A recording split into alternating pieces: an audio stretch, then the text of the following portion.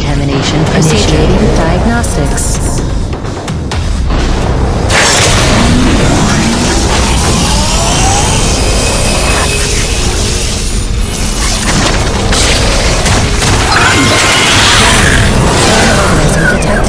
Performing containment analysis.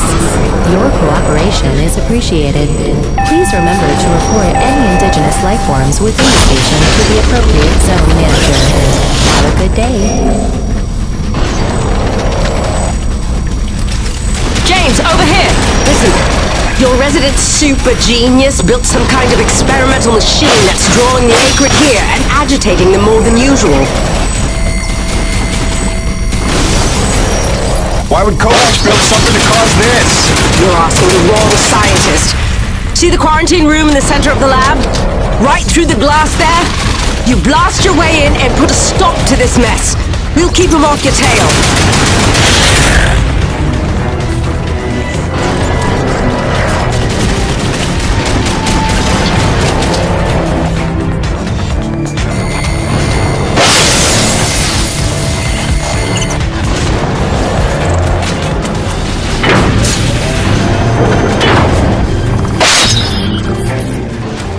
Jim! Good heavens! How long have you been not dead? Oh, you're just in time to witness my breakthrough. Isn't this spectacular? Look at them all.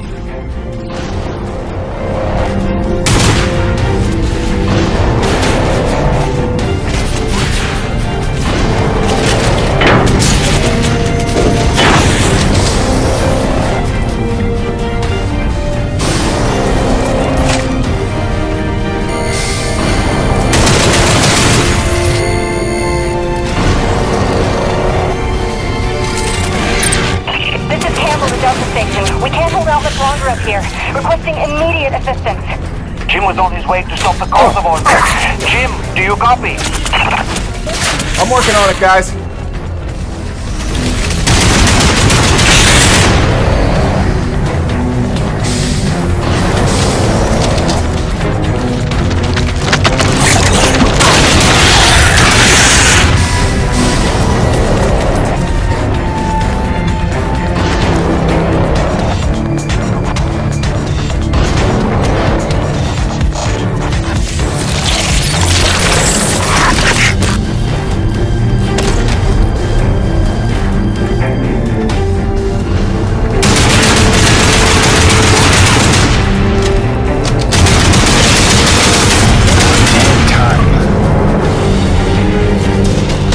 Unauthorized use of network equipment must be reported to the appropriate sector manager.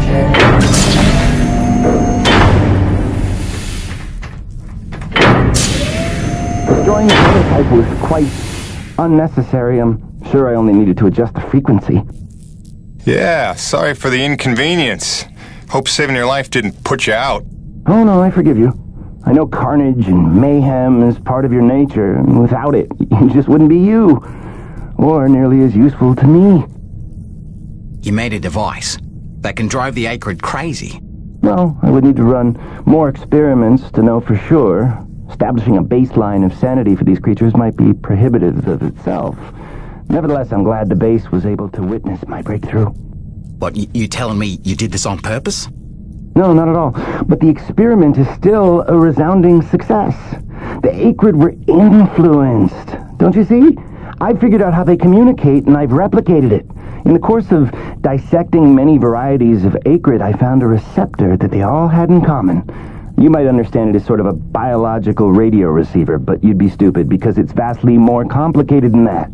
T-energy is an unusual element with uniquely resonant electromagnetic properties. It's more than blood and energy. It's how the acrid coordinate with each other. It seems I found a vibration frequency that puts them in an agitated state, which is of limited use itself, but just imagine what else we might be able to do with this. If I can find the wavelength that would calm the acrid and render them docile, then harvesting T-energy in the quantities we require would be a matter of simple logistics, such as designing a sufficiently massive slaughterhouse. Yeah, I'm gonna go ahead and leave you in there.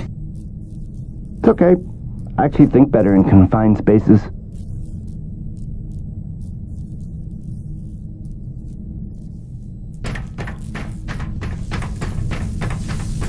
Auxiliary power systems at 30%.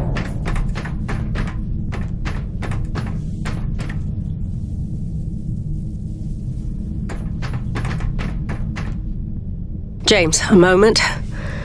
Listen, I don't want to cause a general panic or anything, but just glancing at Coronis while heading in, she's in bad shape. The way the storms are increasing in intensity, I'm concerned it's only a matter of time until the structural integrity is compromised. I don't know, Doc. Seems like a pretty good reason to panic. You got any suggestions? I may. There are some tests I'd like to run, but I'd need your help. Wait for my call and we'll chat properly. In the meantime, I'm sure Braddock wants to catch up with you.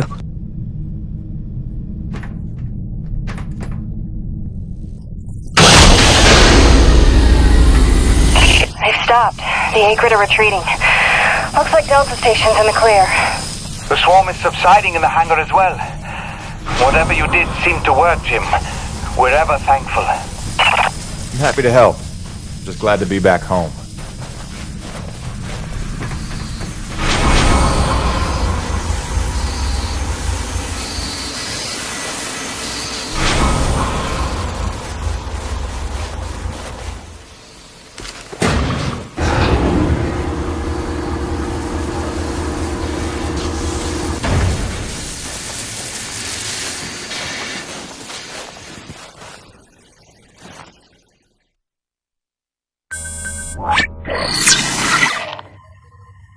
Science is not an exact science. At its best, science is chaotic and unpredictable. Often produces a foul odor that you cannot scrub from your fingers.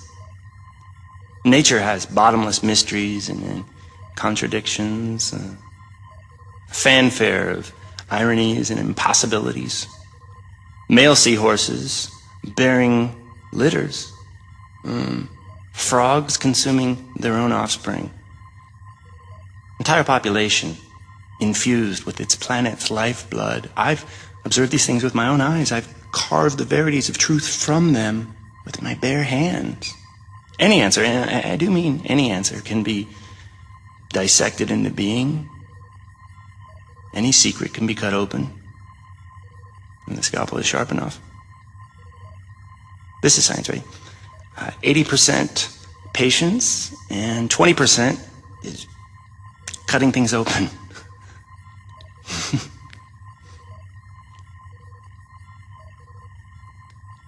Until next time, Mother.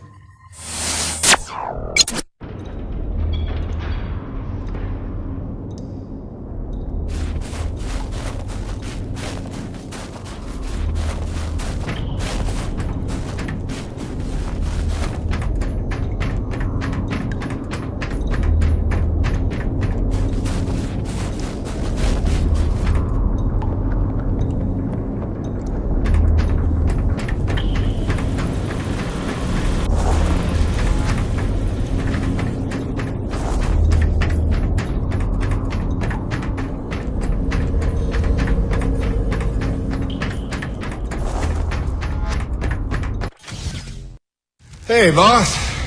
Nice to see everything still running as smooth as ever. I knew you're still alive. So where the hell you been? So, you fought a G-class Acrid, fell down the side of a mountain, landed on the other side of Shack's Peak, and somehow survived for 2 weeks before you got back into comm range? Thankfully, the rig was flush with rations and ammo. Lucky timing, I guess. I don't know if you've got a good luck charm or you are one. Funny how often luck feels just like getting my ass kicked. Jim, you know, I take you at your word, of course, but I'm sensing there's a little more to your story. Well, now that you mention it, there is this. What is... Where did you find that? Sensing that you already know the answer to that. Don't toy with me, Peyton. What did you find? Why don't you tell me what I found? We're the first humans to set foot on this planet, so obviously I didn't find some 50-year-old Nevek base, did I? Keep your voice down. Is that really all you have to say? No. It's important you understand something, Jim. Keeping the first colony under wraps wasn't my idea. One of the terms I had to agree to for Nevik to greenlight this mission in the first place.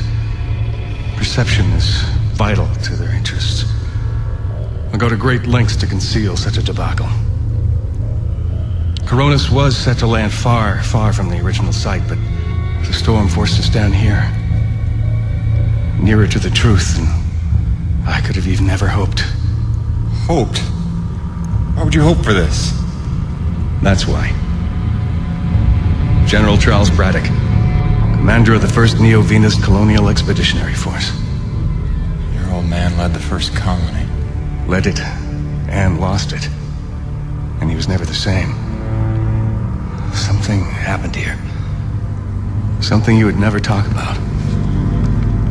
Right, so... you're here to what? Fulfill your father's dreams? Redeem his failures? I'm here to solve the energy crisis. And maybe get some answers with your help. Consider this an opportunity. A standing contract for further investigation. Not for Coronis, but for me personally. And I'll pay a premium for your ongoing discretion. So I get to lie to everybody, too? If a word of this reaches Nevik, they'll take back the whole operation. Put it under paramilitary command. I hate lying to the men, Jim, but it's for their own good. Trust me. I'll see what I can see.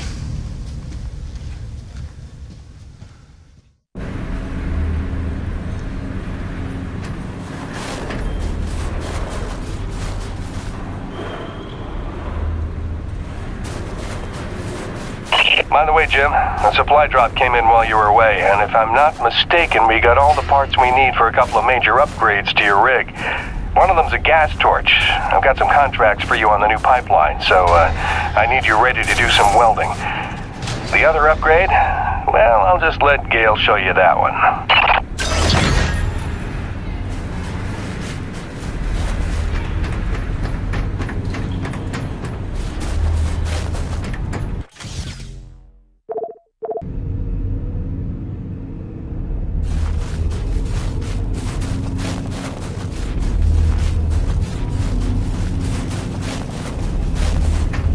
Man alive! Jim, I'm glad you're back.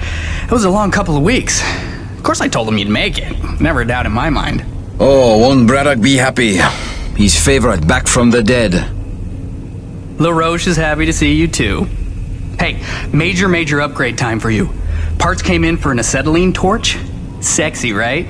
I can slap that together in no time. But the other upgrade, it's gonna take significant surgery, but you're gonna love it. Consider it a little welcome home gift from Braddock and yours truly. Your chassis is a Dynasty 2 swing arm. Platform compatible. All the access holes line up and everything if we want to fully convert. You game? I trust you, Gail. And if you hurt her, I'll cut your arms off. Sweet! This is it, Jim. My masterpiece. Your rig can now transform into a drilling platform. The suspension might feel a little tighter, and sorry about that, but you're gonna lose your mind when you see what your rig can do now. LaRoche, no begging for one. Giving you enough chances. Fancy but useless, huh? What good is a drilling platform without knowing the location of deep thermal pockets? Shush! You're ruining the high. Jim, you were also officially upgraded with the Mitchell Industries oxyacetylene torch. Dual 150 oxygen regulators with a custom thermodyne cutting tip. It's a small flame for welding and cutting, so don't expect to melt the environment with it. It's pretty pyro-proof. Gotta say, proud of this one. Just check the valve reseals on the cylinder from time to time. And the Frankenstein rig keeps growing. Yeah. LaRoche, can I have a second alone with Gail? I don't want to be here for this anyway. Au revoir. Listen, Gail, can you look at getting a replacement for this purifier? Dude, this is like 50 years old. I don't think a modern day replacement would work with wherever this came from. But I can look at repairing it for you.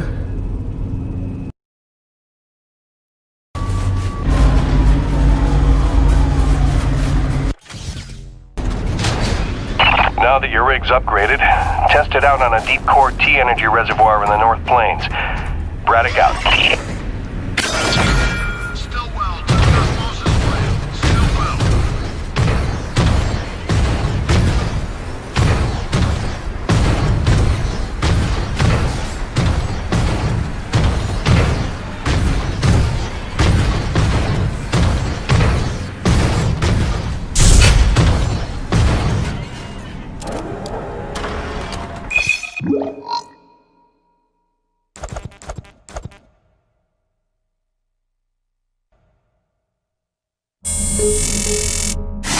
Gracie, I'm so sorry I worried you.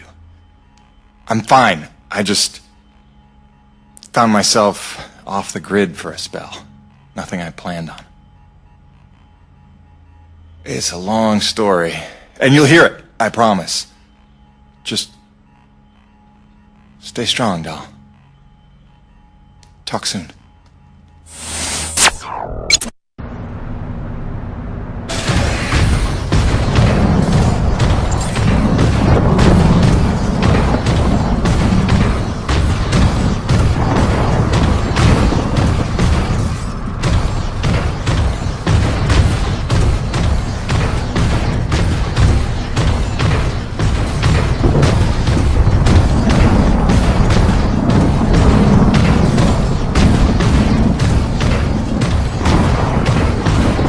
Well, this is looking like a fine place for a deep core reservoir.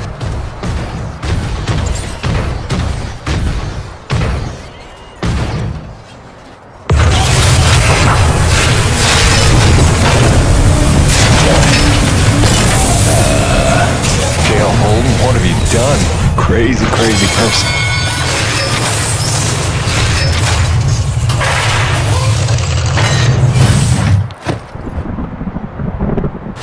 Okay. That's bananas. Gail, do you copy? Jim, let me guess. You just put Gertie into platform mode, didn't you? Is that not insane? You've outdone yourself this time, no doubt about it. Here's how it works. Once you start the drill, you'll have a limited amount of time before thermal pressure collapses the pocket. So keep the rig functioning at all times to get every last drop of T energy. The rig won't self-repair while platform, so you'll have to make repairs by hand. Wait, why will I need to make repairs? About that. See, the deep core drilling causes intense vibration, so you'll likely attract, every acrid in the area. Probably should have mentioned that earlier. Whoops, have fun, gotta go!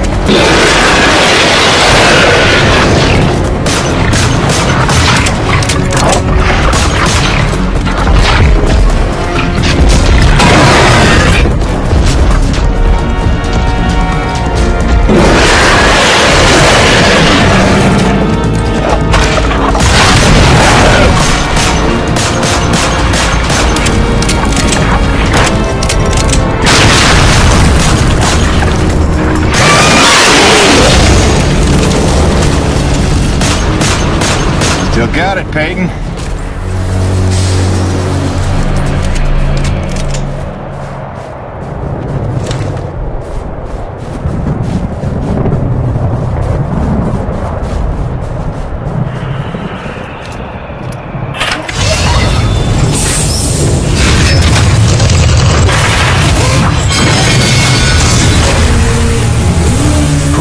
Peyton, deep drilling's complete. I got a full tank. Excellent work, Jim. James, it's Roman. It's time we met on that topic we discussed earlier. In fact, it's urgent. Come see me at my pod as soon as you're able.